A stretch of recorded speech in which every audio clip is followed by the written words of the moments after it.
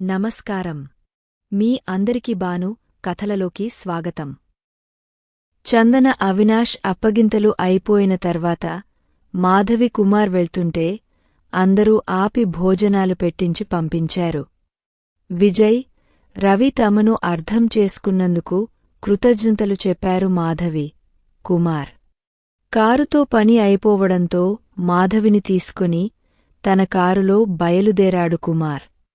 మాధవి, ఒక మాట అడుగుతాను, కోపం తెచ్చుకోకుండా జవాబు చెప్తావు కదూ అన్నాడు. అడుగు బావా. ఈరోజు చాలా ఆనందంగా ఉన్నాను. నువ్వేమడిగినా జవాబు చెబుతాను అన్నది ఆనందంగా మాధవి.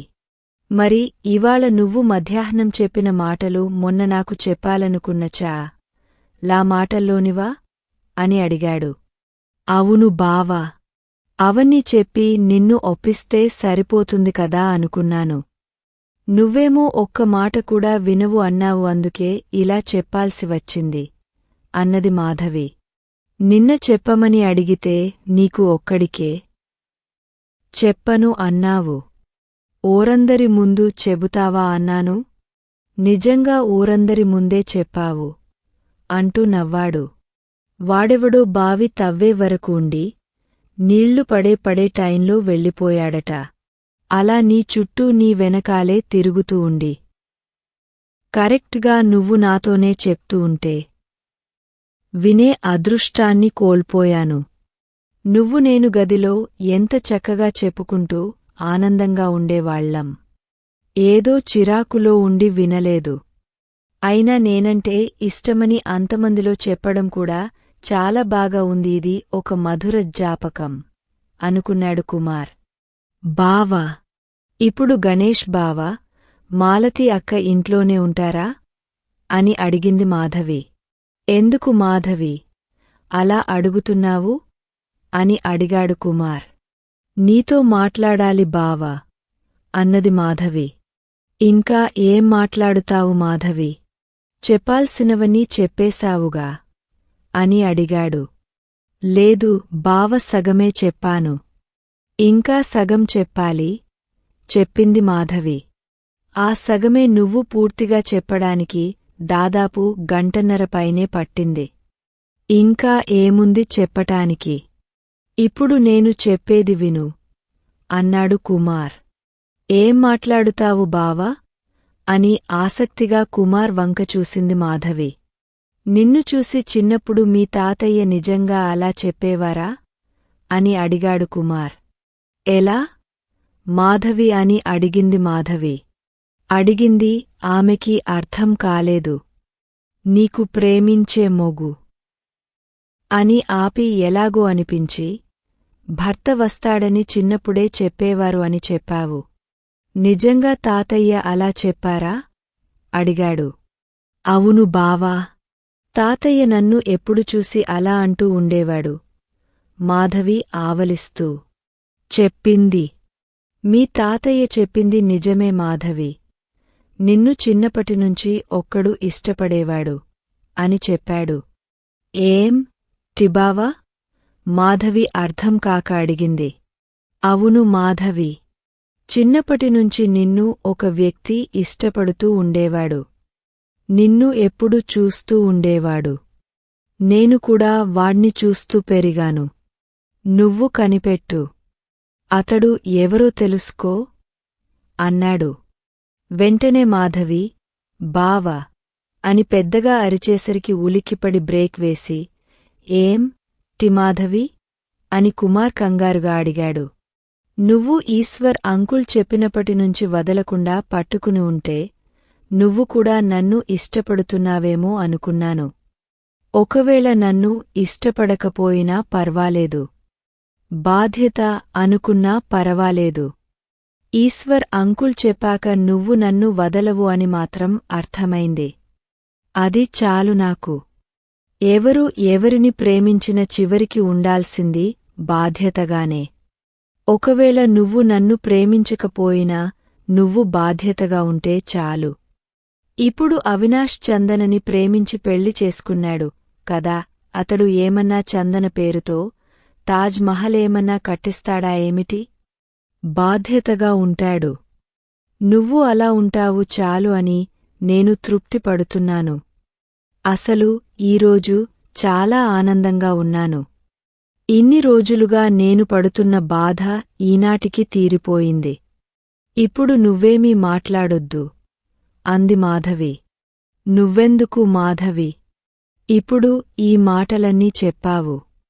నాకు అర్థం కాలేదు కుమార్ అయోమయంగా అన్నాడు. అర్థం కాలేదా? కాని నాకు గా అర్థమైంది. ఇప్పుడు మా తాతయ్య చెప్పిన ఆ చిన్న మాట పట్టుకుని మళ్ళీ నువ్వు నా బుర్ర తినడం మొదలు పెడతావు అంది మాధవి. నేనేమి నీ బుర్ర తింటాను మాధవి? ఆశ్చర్యంగా మొహం పెట్టి కారు స్టార్ట్ చేసి మెల్లగా పోనిస్తూ అన్నాడు. వారం రోజుల నుంచి విజయ్ని పెళ్లి చేసుకో, మీ నాన్న దగ్గరికి ఉండిపో అని నా బుర్ర తిన్నావు. తర్వాత నేను నీకు తగను మాధవి. విజయ్ బాగా చదువుకున్నవాడు, వాడ్ని పెళ్లి చేసుకో అని గోల చేశావు. ఈశ్వర్ అంకులేమన్నా అనుకుంటారు మాధవి అని ఏడ్చావు. నేనే కిందమీద పడి రాత్రంతా బుర్ర బద్దలు కొట్టుకుని ఇలా అందరి ముందు సిగ్గులేకుండా చెప్పుకుంటూ తిరిగాను. అది సరిపోలేదా నీకు? చిన్నప్పటినుంచి నిన్ను ఒకడు ఇష్టపడుతున్నాడు. వాడు నాకు బాగా తెలుసు అని ఇప్పుడు అని చెబుతున్నావు. నన్ను ప్రశాంతంగా ఆనందంగా ఉండనివ్వవా బావా? నేను ఇప్పుడు చాలా ఆనందంగా ఉన్నాను. తొందరగా ఇంటికి తీసుకెళ్తే నిద్రపోతాను. నేనింకా గణేష్ బావ లేకపోతే ఏదేదో మాట్లాడదామని ప్లాన్లు వేసుకుంటూ ఉంటే చావు కబురు చల్లగా చెప్పినట్టు నిన్ను ఎవరో చిన్నప్పటినుంచి ప్రేమిస్తున్నాడు అని చెప్తావా అని కోపంగా గయ్యిమంటూ లేచింది మాధవి. అది కాదు మాధవి, నిన్ను చిన్నప్పటినుండి ఇష్టపడే వ్యక్తి ఒకరు ఉన్నారు. నువ్వు తెలుసుకుంటావేమో అని ఆశగా చెప్తున్నాను. అంతే అన్నాడు కుమార్. ఎవడు బావవాడు? చిన్నప్పటినుంచి నన్ను ఇష్టపడిన ఆ వెధవ ఎవడు? ఇష్టపడినవాడు ఎందుకు చెప్పి చావలేదు? ఇన్ని రోజులు ఏం చేశాడు? నిద్రపోయాడా? నువ్వు కూడా చిత్రం బావా. ఇన్ని రోజులు ఊరుకొని ఈరోజు ఎవడో ఉన్నాడు కనుక్కో అని చెబుతావా? అమ్మ మనిద్దరం పెళ్లి చేసుకుంటే గాని ఆపరేషన్ చేసుకోదు అని చెప్పినప్పుడు నువ్వు కూడా వాడితో కలిసి నిద్రపోతున్నావా? ఇంకా మాట్లాడకు కోపంగా మాధవి అరిచింది. ఇదిగో నువ్విలా ఆలోచించకుండా గయ్యి గయ్యిమంటూ అరుస్తావని భయపడి ఉంటాడు. నువ్వు నమ్ముతావో నమ్మవో అని, ఇష్టపడతావో ఇష్టపడవో అని నోరు మూసుకొని ఉంటాడు. ఏది ప్రశాంతంగా ఆలోచించవు కదా నువ్వు. ఇప్పుడు నేనేమన్నాను? వాడెవడో కనుక్కో అన్నాను. దానికి నువ్వు ఇంత అరవాలా? బావ ఎందుకు కనుక్కోమంటున్నాడు? ఆలోచిద్దాం, కాస్త వాడెవడో కనిపెడదాం అని అంటున్నావా నువ్వు? కుమార్ ఉక్రోషంగా అన్నాడు. ఏంటి బావ ఆలోచించేది, కనిపెట్టేది? ఇవాళ మధ్యాహ్నం నుంచి నువ్వు వదలకుండా నా చేయి పట్టుకొని ఉన్నప్పటినుంచి నేను చాలా ప్రశాంతంగా ఉన్నాను. ఇంక మళ్ళీ నువ్వు నిన్ను ఎవడో ప్రేమిస్తున్నాడు. వాడి గురించి కనిపెట్టు, నా ముందు పెట్టు అని చెప్పకు. నాకు ఎవరూ అవసరం లేదు. నువ్వు ఉంటే చాలు. నువ్వు నన్ను ప్రేమించు. ప్రేమించకపో ఎలాగూ బాధ్యతగా ఉంటావు. నేనొక్కదాన్నే నిన్ను ప్రేమిస్తూ ఉంటాను. ఇక నాకు ప్రేమించేవాళ్లు ఎవరూ అక్కర్లేదు. మళ్ళీ అరిగిపోయిన టేప్ రికార్డర్లాగా నిన్ను ఒకడు ప్రేమిస్తున్నాడు మాధవి. చిన్నప్పటినుంచి ప్రేమిస్తున్నాడు మాధవి. వాడి గురించి తెలుసుకో మాధవి అనవద్దు. అయినా బావా, మన ఇంటినుంచి కళ్యాణ మండపం దగ్గరెగా. ఇందాకటినుంచి గెరా తిప్పుతున్న కూడా ఇల్లు రాలేదే? మాధవి విసుగ్గా చెప్పింది. నేనే అలా స్లోగా ఇక్కడే తిప్పుతూ ఉన్నాను మాధవి.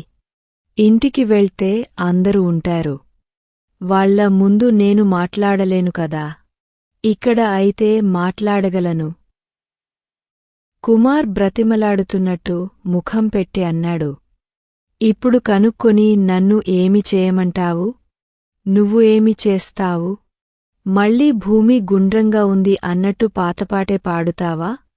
చిరాగ్గా అడిగింది. లేదు మాధవి. అస్సలు లేదు. నేను నిన్ను ఇంకా వదులుకోను. నువ్వు కనుక్కున్నా కనుక్కోకపోయినా.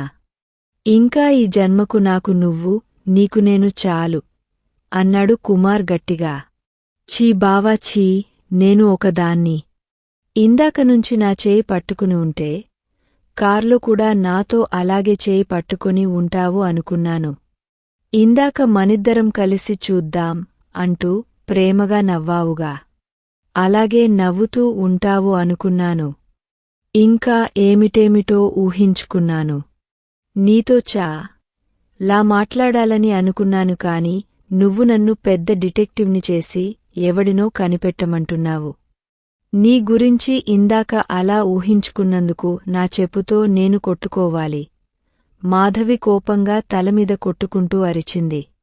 వెంటనే కుమార్ ఒక సైడ్కి కార్ ఆపి కొంచెం ముందుకు జరిగి మాధవి మీదకు వంగాడు.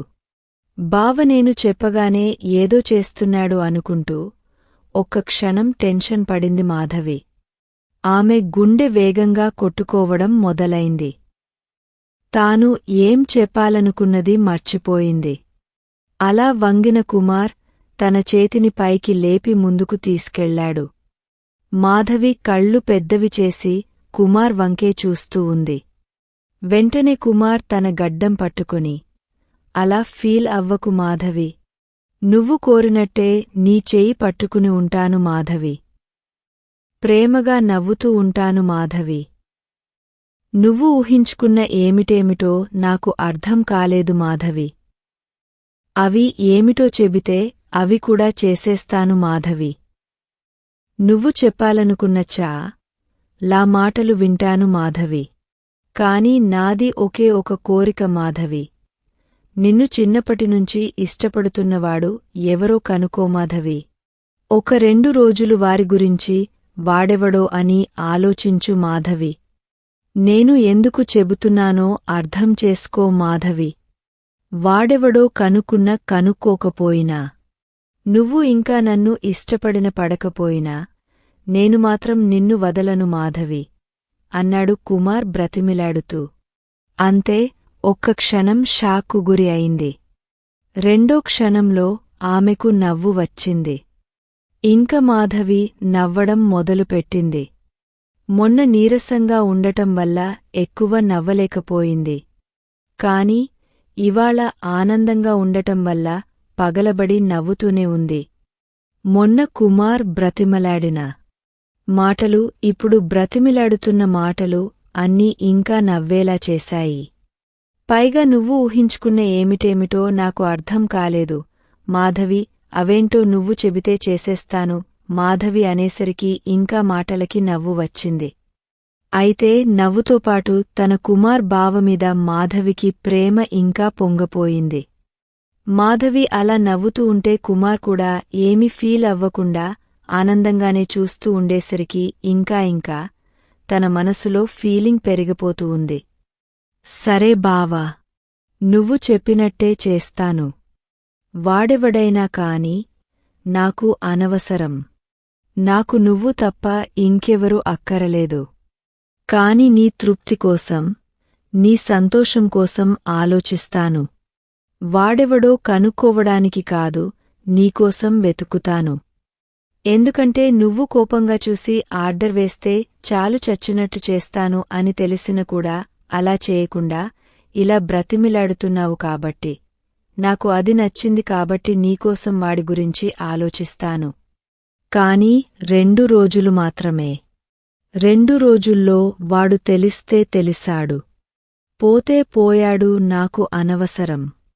2 రోజుల తర్వాత నువ్వు నాతో కలిసి నేను చెప్పేచా లా మాటలు వినాలి. వాడెవడో కాని నన్ను మాత్రం వదలకూడదు అని చెప్పింది. నిన్ను ఇంకెప్పుడు వదలను. నువ్వు వదలమన్నా వదలను. నువ్వు చెప్పినట్టు కాకుండా నీ అంతట నువ్వు వదిలి వెళ్ళాలనుకుంటే నువ్వు అనుకున్నట్టే కోపంగా చూస్తాను. ఆర్డర్ వేస్తాను. బలవంతంగా నా దగ్గరే ఉంచుకుంటాను. కాని నిన్ను ఎక్కడికి పంపను. ఇప్పుడు కాదు, 2 సంవత్సరాల తర్వాత కూడా పంపను. వాడెవడో కనుక్కో. ఆలోచించు, అది 2 రోజులు మాత్రమే. 3వ రోజు రాత్రి నువ్వు నేను కలిసిచా లామాటలు మాట్లాడుకుందాం అన్నాడు కుమార్. సరే బావా, ఇంటికి వెళ్దాం పద అన్నది మాధవి. కుమార్ చాలా సంతోషంగా కార్ స్టార్ట్ చేశాడు. మాధవి అలా సీటుకి చేరగలపడి కుమార్ ముఖంలోని సంతోషాన్ని చూస్తూ ఉండిపోయింది. ఇంకా ఉంది. ప్లీజ్ సపోర్ట్ చేయండి. అమూల్యమైన సలహాలను కామెంట్ల రూపంలో అందిస్తారని ఆశిస్తూ మీ ఎస్. బాను. మీకు ఈ కథ నచ్చినట్లయితే లైక్ చేయండి, షేర్ చేయండి. ఇంకా బాను కథలును సబ్స్క్రైబ్ చేయడం మరిచిపోకండి. Thank you.